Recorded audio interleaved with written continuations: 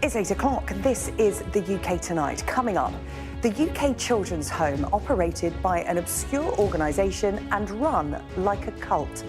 Most students at the Red House in Norfolk left without any qualifications. Some of them left unable to read and write. Sharp back in 1998, former residents at the school tell Sky News of a toxic culture of public shaming and sexual abuse, with staff acting as violent ringleaders. I thought I was going to die because I couldn't breathe. It was quite scary. And you were just a teenager at the time? Sorry. And they'd humiliate you. They would allow students to come up to you, hit you in the face. There was teachers that come up, would shake you, slap you. Also tonight, the Prime Minister says all options are on the table as American tariffs kick in on British steel. It's the latest salvo in this trade war initiated by Donald Trump, aimed primarily at Mexico and Canada, but dragging in countries like the UK. We'll find out tonight what it might mean for you. Plus, we have an amazing story, the story of Jonathan Bryan, a non-verbal author whose mum taught him to read and write with his eyes. His life's work is his campaign for all children to get the same chance, regardless of their educational label. And a village under siege tonight. We'll go to Flamstead in Hertfordshire, where a hawk, usually found in South America, is making life a misery, but only for tall men. All that to come, and much more on the UK Tonight.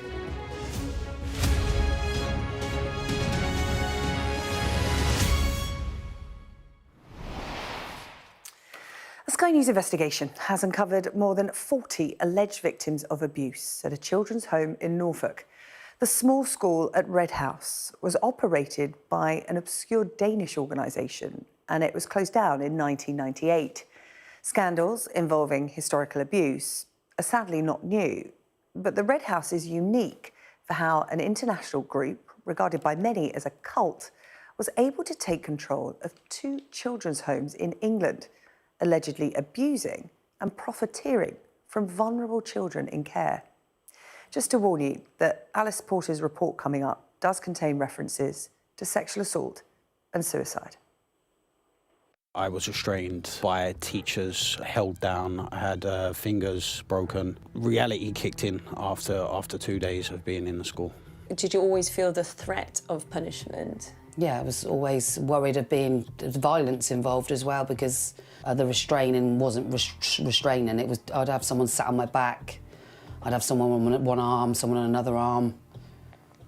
To the fact at some times I thought I was going to die because I couldn't breathe. It was quite scary. Over the past few months, former students have shared with us their experience of abuse while at the Red House Children's Home in the 80s and 90s.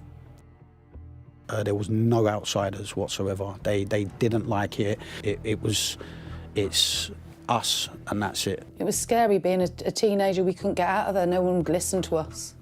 More than 40 victims have come forward. They were branded liars and troubled teens. They say no one has claimed responsibility for what happened to them. We have to ask the question, who is responsible? Is it the local council, the council that sent them there? Or is it the government? Someone has allowed this system to be set up. The home was also a school, set up in a remote part of the east of England, run by a group from Denmark. So the twin schools had very different ways of doing things.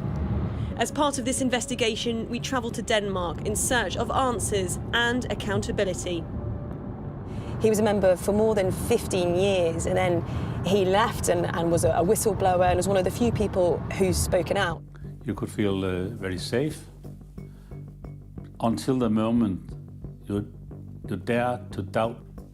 It can be seen as a cult. I'm not a doubt about that.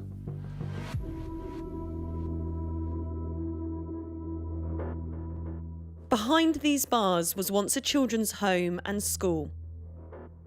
Hundreds of teenagers in care from across the UK were sent there between 1984 and 1998. It was called the Small School at Red House. Hayley was a student at the school. They sold me this school saying it was amazing, I'd get to go on these holidays and there was going to be a good education there. Within a few days of being there, it was quite regimented and strict on rules and regulations. There were punishments for things we'd done wrong, and some of the things we did wrong in my eyes weren't bad. Some situations I'd have 3 members of staff on me for an argument with another student. They'd come and grab us, and it was quite scary. And you were just a teenager Yeah. at the time? Sorry.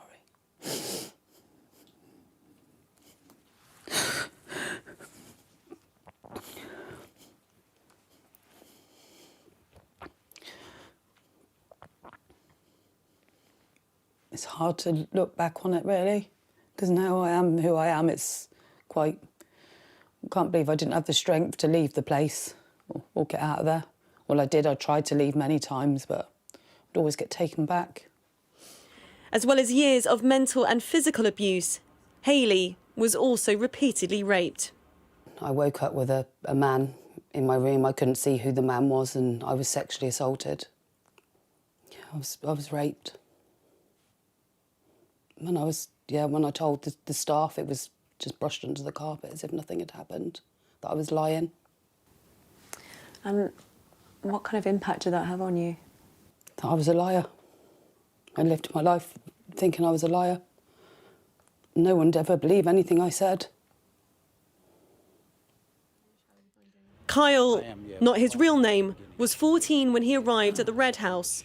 It was just 2 days before the violence started. An argument happened between me and the teacher. The next thing I know, I was being dragged out of the room, thrown downstairs, put me forcibly to the floor, face down, sat on top of me on my legs and sat on top of my back so I couldn't move. The other teacher come over, sat on my arm, leant on my fingers, and that was that. Broke. And broke 2 of your fingers? Yes. Collective shaming was a part of the school's culture.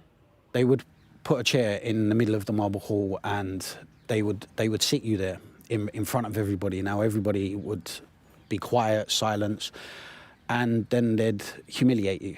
They would allow students to come up to you, hit you in the face.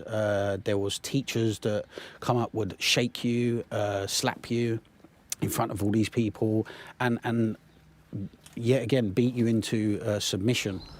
The Red House was run by Tvind, a controversial Danish group founded by Andy Peterson in the late 1960s. Its name taken from farming land in West Denmark, where the original school was established.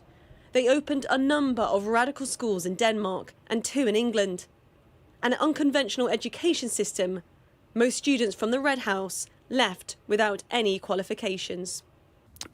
So it wasn't a school, and there was no school in the school. We didn't go to class. It wasn't a school at all. There was one building with 2 classrooms, but the classrooms were storage rooms, basically. They was made to look like... they had a couple of computers in there, they had some books, so it was made to look like a classroom, but we didn't receive any education whatsoever from this. It was for show for when social services would show up. Instead, Tvind emphasised manual work and building links with developing countries, all the while growing its empire. Many students from the Red House travelled abroad for months at a time, including India. They would take us on these so-called study trips. They wasn't study trips. We was taken there to go into the middle of nowhere and build latrines, build toilets, dig trenches. We're 14-year-old children. We're in blistering heat and we're digging trenches. This is not a study trip. This is slave labour. When they returned to the home, they were isolated, miles from any town. And this really is the middle of nowhere in Norfolk. I've spoken to multiple victims who ran away from the home across these very fields, desperate to escape the abuse. In 1990, the Social Services Inspectorate warned local authorities against sending children to the Red House, listing allegations by pupils, such as sexual impropriety by a teacher from Denmark, physical abuse by teachers, and a rape on the school premises by 3 male pupils. The report concluded by saying there had been unsatisfactory practices upheld at the school and that there were serious concerns about the quality of care provided for the young people. And an inspection report from Norfolk County Council in 1994 reveals they were aware of suspected child abuse involving 20 victims, but the home continued to operate. By this point, Tvind ran aid organisations across the world. Danish authorities and even the FBI claim funds meant for charity were funnelled into the accounts of Tvind's inner circle, known as the Teachers Group. In 2003, Tvind's leader, Andy Peterson, and others from the group were put on trial in Denmark for fraud and embezzlement. Andy was acquitted, but by the time the prosecution appealed, he'd fled to Mexico, where it's understood he still remains. So I think they're using that as a back. In Denmark, Tvind still divides opinion. They objected to learning from books. A famous phrase that you cannot see the world if you look into a book. That was part anti-intellectual, but also it was the basic idea was that learning by doing is much better. Tvind has been criticized for having a cult-like aspect. Firstly, because when you enter the teachers group, you have to leave everything behind. Your old friends, your old, sometimes even your family. How did two Tvind schools ended up being opened in the UK when this was a movement that began in Denmark? There are basically two answers to that question. One is that the people behind want to spread the message. But on the other hand, it's also a business. Perhaps Tvind, for many years, expanded because they wanted to make money. We're driving 4 hours north of Copenhagen to meet Stena Thompson. Now, he was the headmaster of Winsted Hall, which was the sister Tvind school in the UK, but he spent a lot of time at the Red House. But also he was a member of Tvind, and in particular the teachers group, that inner part of Tvind. He was a member for more than 15 years, and then he left and was a whistleblower and was one of the few people who's spoken out. So we're hoping he can provide a little bit of insight of what it was like being a member of Tvind itself. People from across Denmark, like Stena, were drawn to the Tvind movement, the ideology and the charisma of its leader. They would give up their former lives, their salaries and valuable possessions and replace it with community living. So we were kind of a group, a socialist young group of people. We wanted equality, and we wanted a better world. And this was the background for me and for the other people to start thinking about how can we have some force doing a change, making a change to the world for the better. But in 1998, Stena left Tvind because of the way it ruled his life. If I had a relationship to one of the women within the teachers group, it would also be controlled. So you weren't even within the group, if you wanted to date, form a relationship with somebody within the group, it had to be approved by Andy Peterson? Yeah.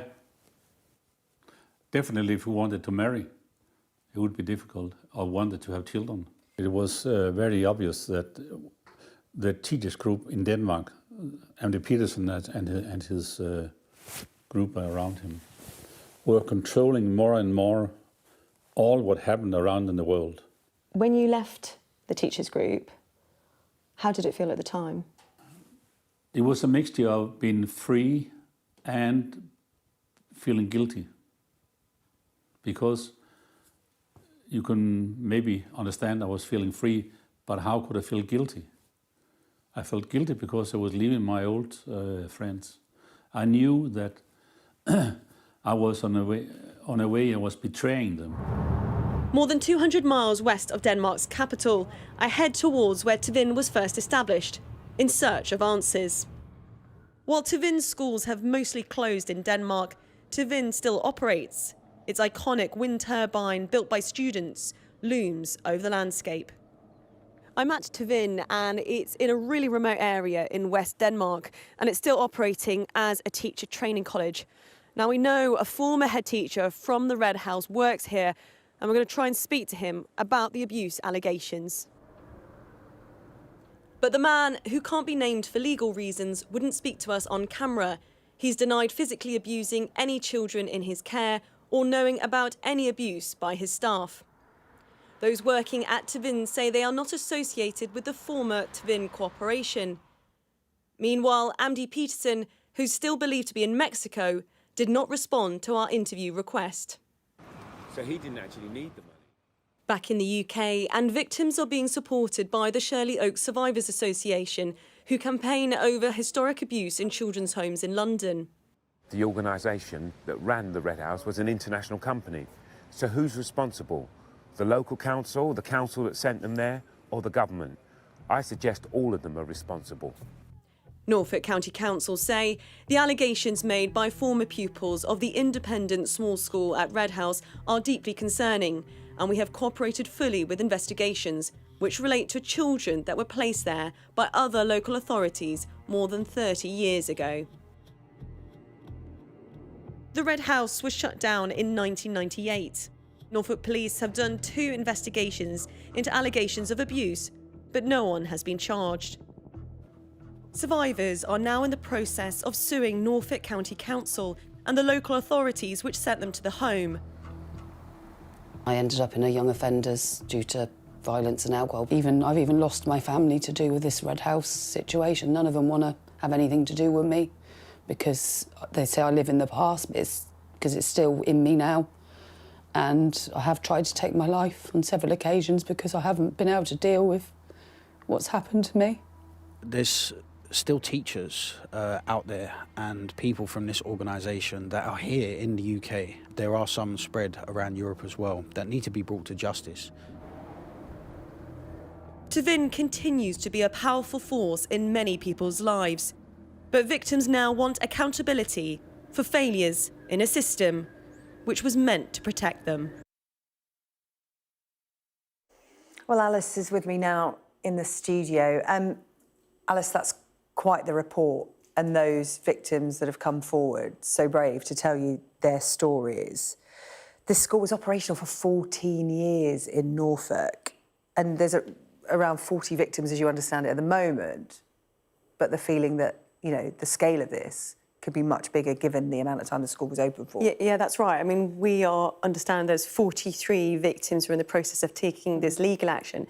But I've been speaking to Kyle, who we saw in that report there, and he says that he is in touch with another at least 60 victims. So suddenly you're getting a sense there of the scale of this. As you say, this was operating for 14 years. And these were children from all over the country that were sent there. Very vulnerable children in care by definition. So they were sent there over quite a significant period of time. And so the worry is that there's this 43, which is a really significant figure in the first place, but that could well be the tip of the iceberg. So, of course, the Shirley Oaks Survivors Association are urging any other victims to come forward for any support, but also as parts of this sort of legal claim, really. Yeah, so many big questions for local authorities to answer, and also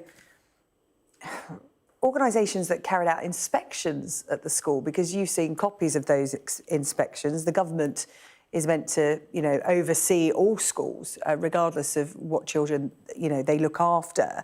So the idea that this was happening while inspections were going on and there was meant to be oversight is puzzling and really concerning. I think for me that was something, I mean, I've been investigating abuse in children's homes for quite some time now, and it was quite alarming to see in black and white in multiple reports abuse allegations. So we have that from the Social Services Inspectorate, who were warning local authorities across the whole country against sending children to the home, with a list of different allegations. At the same time, we've got Norfolk County Council, a copy of one of their inspection reports, which also, again, highlights that they were aware of potentially 20 victims, and yet they're giving the school a tick, signing it off. They can still continue to operate after that report for another few years. And so there are serious questions to be asked of Norfolk County Council in terms of, you know, their jurisdiction, but also in terms of the local authorities that continue to send very vulnerable children to the Red House. OK, Alice, thank you. Legal action being carried out by a number of those victims that you spoke to. I know you'll keep us up to date with any further developments. That's Alice Porter there. Thank you. Well, if you have been affected by that story, you can contact the Samaritans at any time. Their number 116123. The email joe@samaritans.org. The details on your screen. Still to come on the UK tonight, Sky News obtains footage of the moment a cargo ship collided with an oil tanker in the North Sea. It happened on Monday. Also ahead tonight, the amazing story of Jonathan Bryan, a non-verbal author who communicates with his eyes. And the Prime Minister weighing in. We'll have an update on our story from last night. The couple fined £1,500 by the Home Office over this stowaway migrant. Details to come.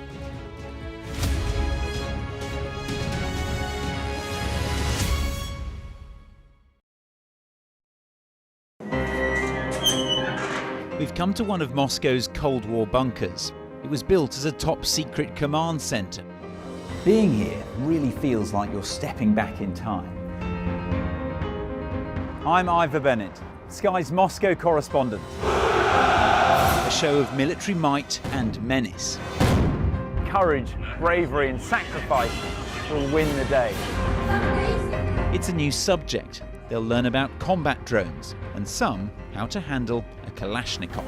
The Kremlin continues to put forward its own version of events, both present and past. There's no mention of the fact that Russia invaded its neighbour. That's rewriting history, isn't it? Now we have to read it carefully. Vladimir Putin put forward his plan for a ceasefire in Ukraine, telling Kiev, pull out of your eastern territories and the war will end. Why should the West trust you? Frankly, I don't care whether the West trusts us or not. Vladimir Putin is already the Kremlin's longest-serving leader since Stalin. The question is, what will a fifth Putin term mean for Russia and the world? Why do you support Vladimir Putin, Mr. Segal? I can't answer questions that stupid. I've watched Vladimir Putin attempt to create a new world order. The St. Petersburg Economic Forum was the backdrop to Vladimir Putin's latest verbal volley that Russia could send missiles to other nations to target the West. Ambassador, I wonder, shall we have a quick word for Sky News? Is the West right? Are you fueling Russia's war machine? Swedish media, oh my God, you're not afraid of being here. American journalist Evan Gershkovich is on trial here, but was first on display. Russia says Evan Gershkovich was caught red-handed, but has never produced any evidence to back that up. Sky News. Get the full story first. Sky News, get the full story first. Is this now all your territory? Yeah. The battlefield is outside the barricades. We are in the middle of a forest, in a jungle really, and they're attempting to keep these men alive. I'm Stuart Ramsey, and I'm Sky's chief correspondent. It's really dangerous. Many people have died riding it.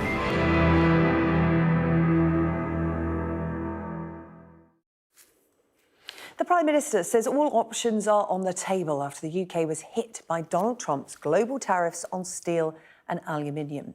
Sir Keir Starmer is hoping to secure a new trade deal with the United States, which might be why he's promising to take a pragmatic approach in response. Our Deputy Political Editor, Sam Coates, explains.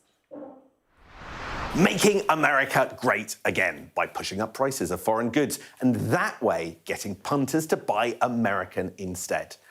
And Donald Trump does this with tariffs, otherwise known as import taxes. From 4 a.m. today, he slapped a 25% tariff on all steel and aluminium imports from anywhere, including Britain. President Trump, he's so unusual because he's more open than any US president that I can remember that tariffs are about politics as well as economics. It's his negotiating tactic of choice. He's most beautiful world. And they get lowered if you do deals with him, and they get raised if you anger him, like Canada did. And remember that as we watch the EU trying to impress Trump over Ukraine days after taking retaliatory action against the US over these trade sanctions. But it does mean pain all round. Now, take the 250 million tonnes of steel that last year went from Britain to the US. Tariffs are levied on the £400 million of UK steel as it goes through US customs. Now, the 25% charge flows straight into the US Treasury coffers, for sure, but prices also go up. American firms can buy less, and in some cases there isn't a US alternative, so they hurt. But what does Britain do next? Well, not a lot.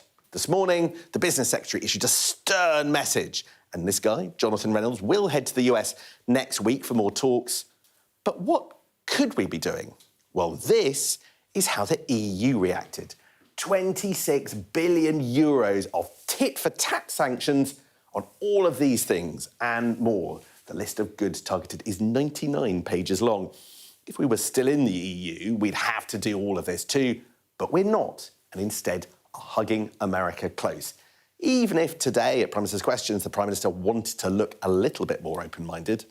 We will take a pragmatic approach. We are, as he knows, negotiating an economic deal which covers and will include tariffs if we succeed, but we will keep all options on the table. Two different approaches, the EU and the UK. So who's right? Well, let's be honest, this isn't about us. Look at this graph. We are, all the way over here, the 15th biggest exporter of steel to the US. Could the Prime Minister even fight this by retaliating? Now, the UK has gone down this path for a reason. Keir Starmer wants to remain a bridge between the US and Europe. He's decided to hug the White House close. They've punished us, but we're not hitting back, hoping this government remains trusted enough to do business with Team Trump. A big difference with Europe. But will Keir Starmer reap the rewards? Sky News has obtained footage of the moment a cargo ship collided with an oil tanker in the North Sea. The Portuguese-flagged Solong crashed into the US Stena Immaculate off the east coast of Yorkshire in heavy fog on Monday morning. One crew member from the Solong is missing, presumed dead, while the ship's captain has been arrested on suspicion of gross negligence manslaughter. Sky's national correspondent Tom Parmenter has this report. This was the moment of impact. Two huge vessels smashing together in the North Sea. A passing ship captured these images that also show how foggy it was on Monday morning. So from here you can see a 360 view. At this point, can you avoid that? At this point, we could. This is a simulated view of what they would have seen from the cargo ship Solong. If we take evasive action, we'll avoid collision. It just carried on. There didn't appear to be any collision avoidance at all. We can only assume nobody was watching. Nobody was at the controls. Nobody was aware of the fact that there was a ship right ahead of us. Otherwise, something would have happened. Based on what we know, how big a factor do you think human error is in this crash? At the moment, it looks like 100%. Marine data shows the cargo ship was well used to navigating this busy shipping zone. The Solong had travelled this same route repeatedly over the past 5 months. On Monday, it was the 20th trip on this route that it had made since November. It then collided with the anchored Stena Immaculate. The speed was consistent with the other previous journeys, travelling between 11 and 17 knots. Being familiar with a route doesn't give you any excuse not to be doing your job properly, not looking out the window, not avoiding collisions. Is there any way this could have been sabotage or a deliberate act? It wouldn't appear so. You can never rule it out, but I think it's unlikely. What happened on the bridge of the Solong is now under criminal investigation. The man in charge of the vessel was Russian. The German owners of the ship say that all of their onboard crew will cooperate with Humberside police. The Russian skipper is being questioned on suspicion of gross negligence manslaughter after one of his crew was lost at sea. A tugboat is now holding the cargo ship in place, and neither vessel appears to be polluting the environment any further. Tom Parmenter, Sky News. Well, within the last few minutes, we've just had an update on the situation in the North Sea. This is information that's coming to us here at Sky News from the Maritime and Coast Guard Agency, working with a number of partners on the scene there of that collision. The information says that the Solong has now been towed to a safe location, with the Stena Immaculate remaining at anchor at its original location. It also says 3 aerial surveillance flights have been taking place today, and these have indicated any pollution on the surface of the water attributable to either of the casualty vessels. It says that they have not indicated any pollution in the water, on the surface of the water, from those surveillance flights. It also says salvors, which I presume means salvation crews, will conduct on-board assessments of the vessels as soon as they are safe to board. So that breaking news on the situation in the North Sea. More to come here on Sky News as and when we get it. Now, I just want to bring you an update on a story that we brought you on last night's programme. You may remember we spoke to Joanne and Adrian Fenton from Essex, who found a migrant clinging to their motorhome after they arrived home from a holiday in France. They were then fined £500 by the Home Office for failing to check that nobody was concealed in their vehicle. Well, today, their MP, John Whittingdale, raised their case during Prime Minister's questions. Will he agree that my constituents ought to be thanked rather than punished? And does he accept that this action will send a message to deter anybody from acting responsibly in the future? Can I thank him for raising this important case on behalf of his constituents? I've seen some of the details and I am concerned about it, and I do think it's important, as he says, that the Home Office look into it, and therefore we will do so, and I'll make sure that he is updated in relation to that in due course. Well, the Prime Minister is aware of the situation and concerned. As he said, Joanne and Adrian sent us their reaction to Sir Keir's comments a little earlier today. We are absolutely ecstatic to see that it has been raised at that level, and the Prime Minister has said that he will look into this case and he's going to speak to the Border Force and see what he can do. And all we've ever wanted is for a change in this whole process, so that no other holidaymakers are caught out exactly the same way that we have been. So fingers crossed, going forward, something will change. Still to come here on the programme, a life unlocked through literacy. We'll have the amazing story of the author, Jonathan Bryan.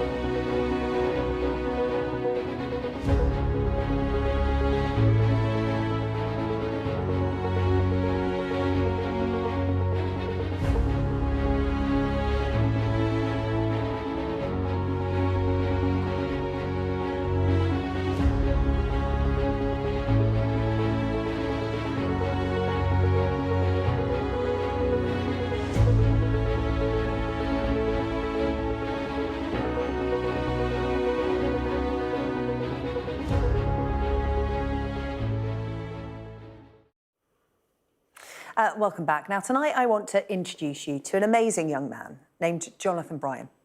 Jonathan has severe cerebral palsy, and when he started school, he was given the label PMLD, which stands for Profound and Multiple Learning Disabilities. That meant that he was placed on a sensory curriculum. In other words, early years education. Well, his mum took him out of school, and she taught him to read and write using an alphabet board that you can see here. Essentially, Jonathan's eyes became his pencil, and he found his voice. Well, today, Jonathan is a published author. He's studying at university, and he has founded a charity to help teach literacy to children with complex needs. I went to meet him, his mother Chantal, and his carer Deb. Jonathan, first of all, how are you? I'm well.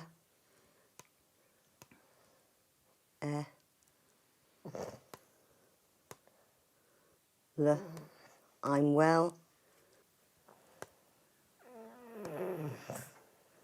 well, thank you. Yes, I'm well, thank you. Oh, that's good to hear. Well, as I said, thank you for inviting me into your home, Jonathan, to have this conversation. Chantal, perhaps we can start by talking a bit about Jonathan's journey. I'm going to talk to Jonathan about that in just a moment, but to use his own words, he said, I never had profound and multiple learning difficulties, but I did have profound and multiple difficulties in accessing learning, which in a sentence sums up Jonathan's life so far and his mission in life now. Perhaps you could explain a little bit about what those words mean. Yeah. So Jonathan was given this label PMLD when he was 4, along with lots of other children and young people who looked like Jonathan. And he had never been assessed as having a learning difficulty, but he was treated like he had an inability to learn, that he had severe and profound learning difficulties. Whereas actually what Jonathan says in that quote from his book is that what he struggled with is how he's going to access the curriculum. So you've just seen Jonathan spell out something with his eyes. Mm-hmm. I know people who've used switches on a nerve in their throat. Mm. So that's an example of different ways of accessing the curriculum. And finding that access is really key for these children who have this label PMLD. Mm. And it takes a belief that they can do it, and trying something, and if something doesn't work, trying something else. Jonathan, I wonder if I could ask you, what was it like when you first learned you could communicate with your mum? A. Go on. M. A. Z. I. N. G. Amazing. Yeah. Jonathan, the school system, do you think it's underestimating children with PMLD? Y. E. Yes. And I know we sent this question to Jonathan before the interview. Chantal, perhaps you wouldn't mind reading us out his response. A large part of the problem lies in thinking people have profound and multiple learning difficulties, like it's something that's diagnosed. But it's just an educational label given to children who look like me, usually in a wheelchair with little or no means of communication. Our cognition isn't tested before we get the label, but we are treated like we all have a profound intellectual disability. We're not taught to read or write because it's assumed we'll never learn. It's a self-fulfilling prophecy. We don't learn because we aren't taught. Jonathan, why do you think it is that children with really complex needs and those who are non-verbal are being overlooked and essentially forgotten about? People look at us and make assumptions about our capacity to learn. When you don't speak out loud, people assume your intellect is the same as a pre-verbal toddler. Because we don't speak, it's easier to ignore us. It's why I speak up about this as a voice for the voiceless. Well, Jonathan, you're the proof, aren't you? You are a great communicator, a great writer, You're at university in Bath studying creative writing. You're the proof of what can be done when time and effort is taken. You've been campaigning on this for 10 years now. Has there been progress? I'd like to think so, but there's still a long way to go. Until the government expect this cohort to be taught literacy, it's down to individuals and schools to raise their expectations. In the time Teach Us 2 has been running, we have seen more people keen to learn how to do this for their pupils. In the meantime, what's Jonathan been saying? Very small progress, is what you just said there. Very small progress. We'd like to clarify very small progress. Very small progress. Jonathan, if your mum hadn't tackled this on your behalf, this massive oversight, it seems, in your ability, what do you think life would have looked like for you in your school years? I'd rather not think about it. I'd be left to my own thoughts and unable to communicate everything I can now. It's difficult imagining how lonely and boring that would be. Chantal, as a mum, how does that make you feel to hear that from Jonathan? You're actually the first person to ask that question to him, and it's really difficult hearing that answer. I suppose for me it's difficult hearing about it as a trustee of Teach Us 2 and thinking about all the other children who might be able to do this, were they taught to read and write, and it's really what spurns us on as a charity to try and change this. Deb, you've been by Jonathan's side for over a decade now, bringing his words to people. I don't want to make Jonathan blush, but he is quite the remarkable young man. He is, yeah. What is it you've learnt from him? Oh, lots of things.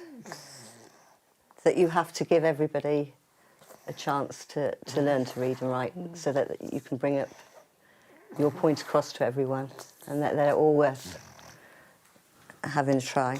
But just on a day-to-day level, you know, Jonathan is now, through this process, able to communicate exactly what he likes. Because I understand there was a love of baking, which you didn't quite understand until he was able to communicate to you just how much he loved to bake. Yes. Yeah, and his very wicked sense of humour. What? Yeah. Yeah. And how he says things sometimes that you don't know whether you can actually say out loud, yeah. Yes, we have to say Jonathan says. Jonathan, this really is a call to action from you today. What do you want to happen now? If you are a teacher watching this, please don't underestimate your pupils. Anyone else, please remember non-speaking is not the same as non-thinking. If you are non-speaking and have a story of how you learnt to read and write, we'd love to hear it at Teach Us 2, so together we can change attitudes. Well, what a brilliant young man. We did invite the Education Secretary to come onto the programme tonight to discuss the school provision for children with complex needs. Her department sent us this statement instead, a spokesperson saying, "We are determined to break down the barriers to opportunity to ensure all young people with SEND, like Jonathan, can achieve and thrive. This includes making sure every child has a strong foundation in reading and writing as part of our plan for change. The system we've inherited has been failing to meet the needs of children and families for far too long, and we are determined to improve inclusivity and expertise in mainstream schools, making sure special schools cater to children with the most complex needs." Now, I don't know about you, but I couldn't stop thinking about Jonathan's response when I asked him what life would have been like if his mum hadn't taught him to read and write, how lonely it would be, something he said he would rather not think about.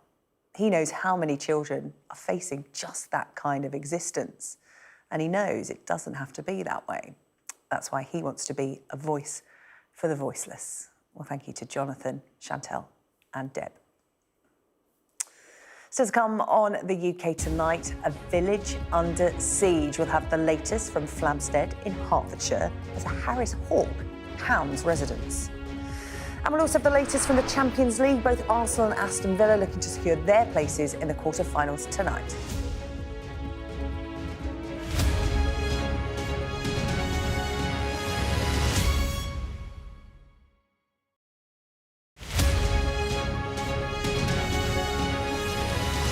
we're going to do this 100 times every day for the next 3 months. Why have we agreed to this?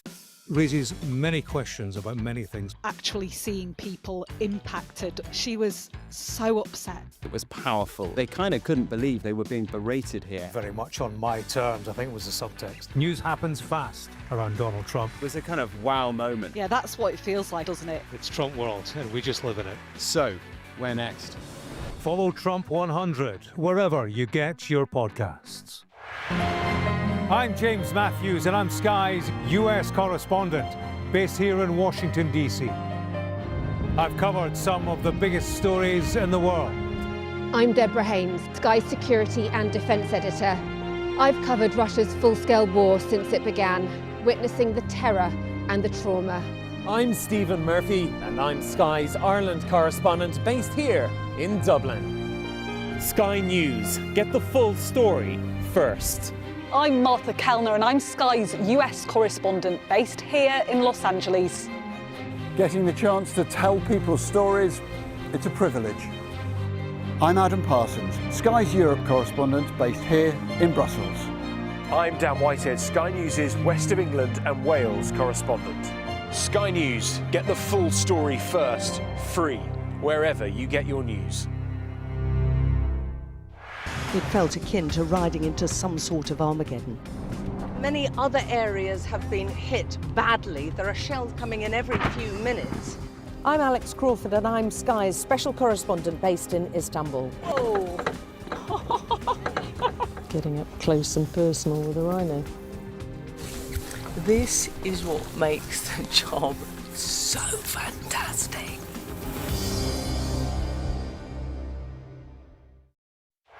Our app gives you the very best of Sky News wherever you are. Breaking news, videos and analysis. Evidence of the crisis. Podcasts, watching us live. I'm live in Jerusalem. Wherever you get your podcast. All in one place and all at just the touch of a screen. The Sky News app. Get the full story first.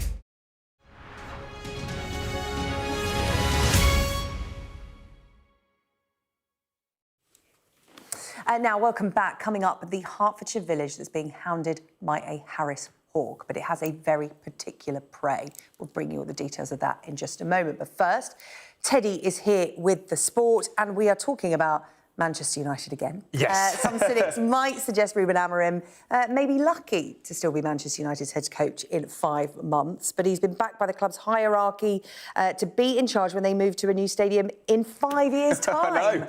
It's remarkable, isn't it? Because we all grew up with Sir Alex Ferguson there for 26.5 years, but then it's been constant flux pretty much since he left in 2013. Ole Gunnar Solskjaer been the longest-serving manager at nearly 3 years. Ruben Amorim's been there for 4 months, won 5 of his 17 Premier League games in charge, lost 8 of them. They're in the worst ever position in the Premier League era since 1992. But yesterday there's a big unveil, wasn't there, of the plans for the prospective new stadium, 100,000-seater stadium, £2 billion. And both, while Sir Jim Ratcliffe, the co-owner, was pretty denigrating to some of the players, questioned their quality, said he's an outstanding young manager. The CEO, Omar Barada, says that they can see him being in charge in 5 years when this is built, all being well, the funding's made and That's an incentive the builders to do are there well as a manager, isn't it? It is. But interesting, Ruben Amorim said that it wasn't news to him because he's got a good relationship, but he did say it was significant that they did it publicly. It's a very good feeling, but I felt that support and I listened that in every match because winning or losing, they are there in the dressing room, talking about the game, the future, to be calm. So I always felt that support, but to hear that support publicly is a different thing. But we need to win games. So much talk about everything happening off the pitch for United, but they've actually got a big week on the pitch this week, haven't they? Tomorrow night against Real Sociedad, 1-1 from the first leg, Europa League last 16. If they get through that, they're in the quarter-finals. If they win this competition against all the odds, they are in the Champions League next season. Big monetary value to that. And also getting players. And on the Champions League note, we'll update you momentarily on what Aston Villa and Arsenal are doing. Staying connected is vital for business. Sky Business sponsors this report.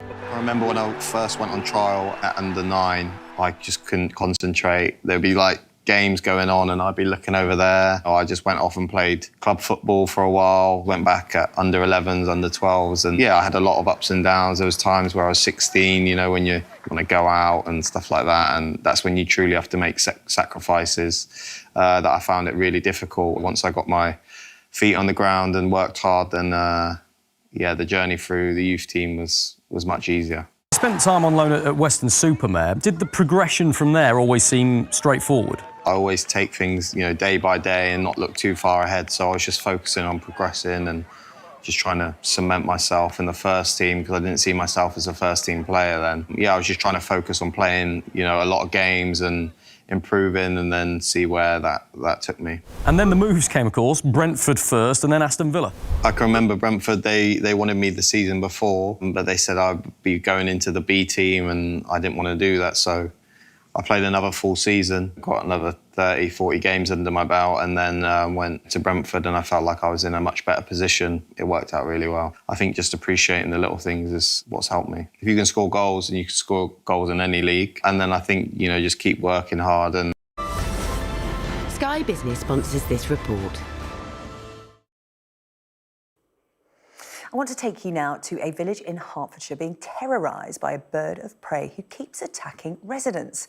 People in the village of Flamstead have been ducking and shielding from a Harris hawk, which has been dive-bombing residents for the last 2 weeks. These pictures you're watching now are from Roy Lambden, who was one of the first residents to be attacked by the hawk, and I spoke to him a little earlier. I now look up as soon as I walk outside the door. Yeah, I've seen the CCTV pictures from the attack, and don't worry, I'll keep an eye out for you during this interview. Thank you. I want to make sure it's safe to continue. Tell us what happened. I was walking down the drive on a Sunday evening after putting my bins out, and suddenly from behind me, the hawk swooped down, got me on the back of the head. I had no idea what had happened, because I was one of the first people to be attacked by the hawk. So I didn't know what was happening until out of the corner of my eye, I saw the hawk fly away, and it dawned on me that I'd been attacked by the hawk. Yeah, did you know more about it once you saw those CCTV footage? Because you can see you're looking the other way when it comes for you. Did you have any idea it was a hawk at that time? No, it attacks from behind in every instance. It never attacks from the front. And so far, it's only attacked men, but every instance, it attacked from behind. In fact, in the last 15 minutes, it's attacked a window cleaner in the village twice. This is very much an ongoing situation, as we say here on Sky News, a developing story. And as you said, you're not alone. The hawk has a particular type of prey. You've mentioned there it's only men between the ages of 40 to 60. You talk about it attacking a window cleaner a little earlier. It doesn't always check your age first, Does it not? It doesn't ask for ID. OK. No. It's not that thorough. But tell me some of the stories that have been swapped amongst the locals, because this is a spate of attacks. It's happening more or less on a daily basis. It is. We had a chap called Glyn Perry. He's 91 years old. He's had 2 of his woolly hats pinched off of his head so far. He's now got a rain hat that he ties on. There's other people, somebody across the road got attacked while they were delivering leaflets asking people not to feed the hawk. So it's happening on an ongoing basis. This is actually a danger to the public, isn't it? Because, you know, while we talk about it in a certain tongue-in-cheek way, again, you're checking the sky. This is a danger to people locally, because I've seen some pictures on a Facebook group that's been set up, some men with rather nasty-looking head injuries. And as you said, people are wearing hats. There are some people wearing makeshift helmets just to cross the road. What's being done about this hawk? Have the police got involved, the local authorities? The police have been involved. Falconer is, at this time, trying to capture the hawk. But it's not an easy task. It's going to take a while, I think, to capture it. 1 or 2 days, he thinks.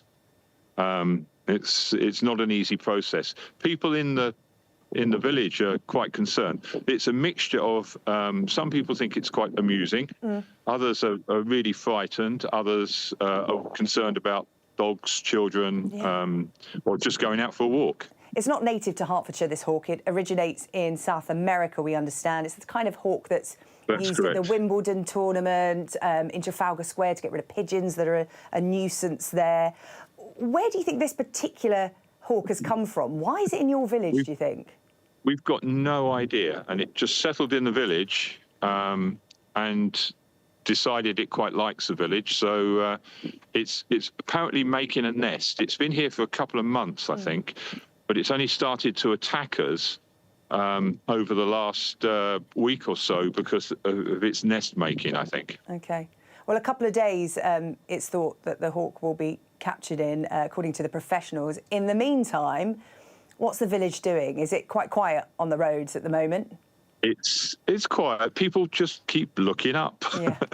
Yeah, everyone's looking at the sky. Don't tell me we don't bring you variety here. The ideal atmosphere, whatever the altitude. The weather, sponsored by Qatar Airways. And we can get away with your technical error as well. Plenty of variety. Right, let's have a look at the weather. The rest of the week looking cold. Widespread overnight frost and some potentially wintry showers as well. It's going to be windy this evening, but exposed north-facing coastal counties can expect some locally heavy showers. Eastern England going to see further showers tonight, bringing sleet and snow to quite low levels, but it's going to be mainly dry elsewhere. The wind's going to ease inland as well, with an extensive frost and some icy stretches developing under clear skies. Tomorrow morning, dry for many of us with sunny spells. There'll be a few showers around, though, for central and eastern England. The perfect climate, whatever the forecast. The weather, sponsored by Qatar Airways. That's all from us on the UK Tonight. We're back tomorrow night at 8. Next up, it's Yalda with The World. See you tomorrow.